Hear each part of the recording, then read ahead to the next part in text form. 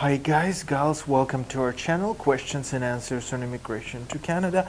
In this short video, I just decided to give you heads up how we are looking at the case and how we're assessing the case after refusal.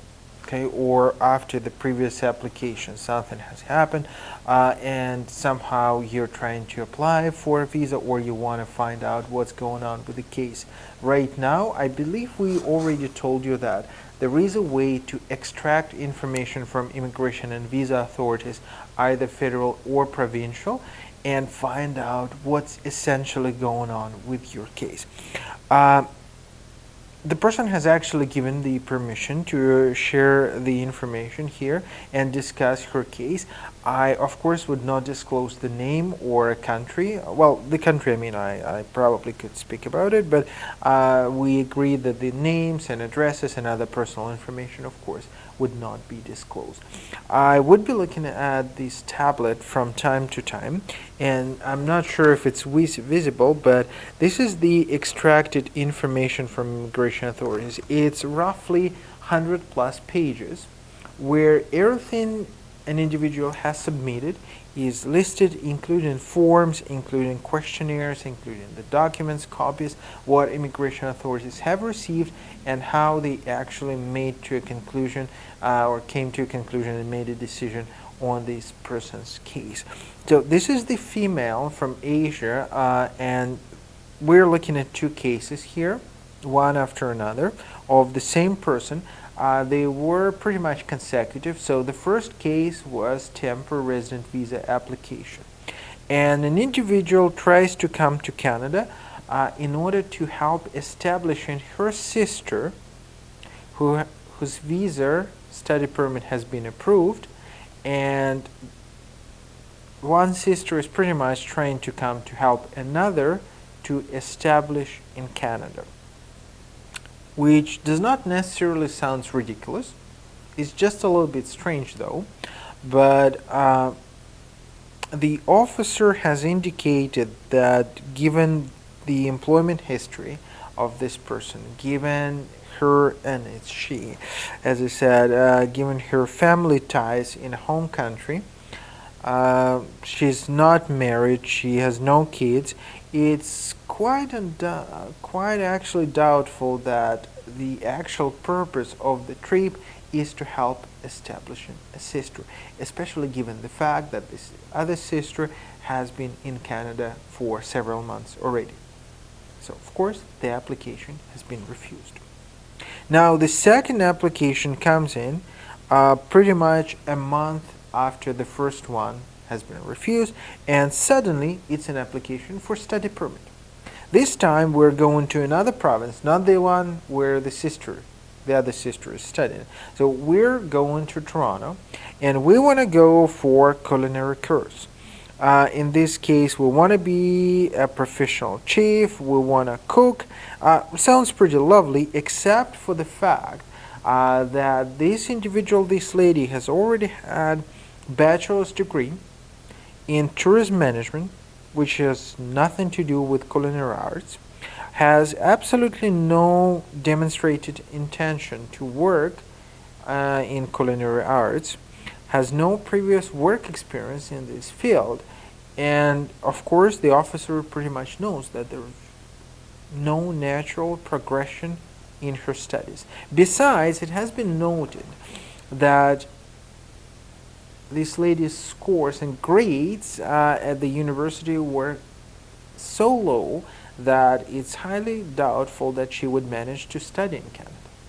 Now, looking further on, there are several notes with regards to her funds, which suddenly have appeared in a bank account, and the primary holder of the account is not the principal applicant.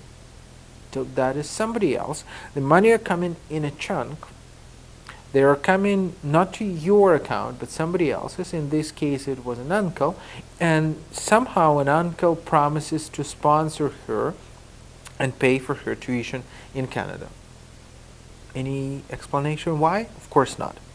I don't want to stop for a long time on the forms, but the quality of filled up forms is something crazy. I mean, if if I would be allowed to share them with you. Unfortunately, I can't do that because the application number is in here. But trust me, it's one of the worst ones I ever seen. Family name, not applicable. Given name, provided. Mixed up together, easily. Okay, so she actually mixed up the names here. Street name, second floor, XYZ. So yeah, pretty much interest address for the street name. Purpose of travel to Canada, tourism. Remember, we're talking about study permit here. Purpose of travel to Canada, tourism. Funds available, 7,000 Canadian dollars, which does not even cover tuition fees in Toronto. Field of study, where she wants to study. Okay. Bachelor of Arts, university back home. Okay.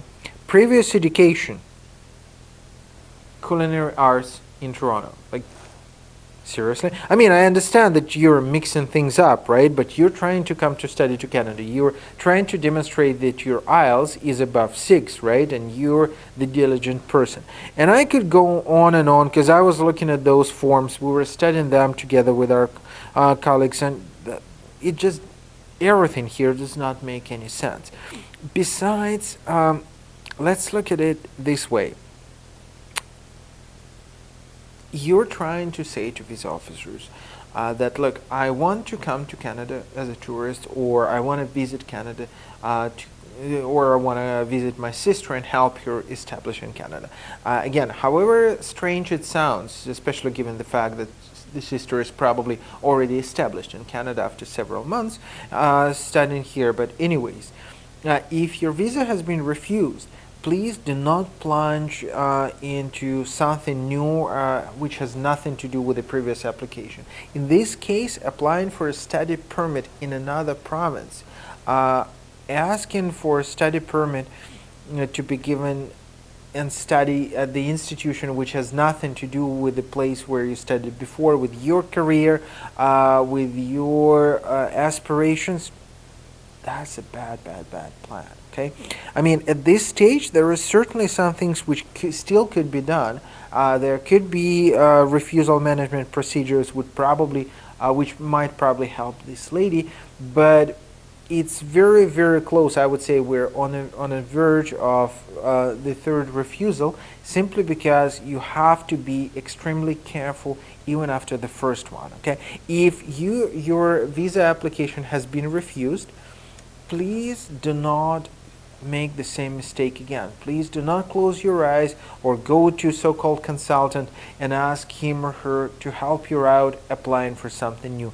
It never helps. Okay, it actually makes the situation even worse, because the conclusion of a visa officer is that you're trying to get to Canada no matter what, because you're just jumping from one place to another, making sure or trying pretty much the water with your toe, like whether it would work here, or maybe it would work here, or maybe I would apply here, or maybe I would apply here.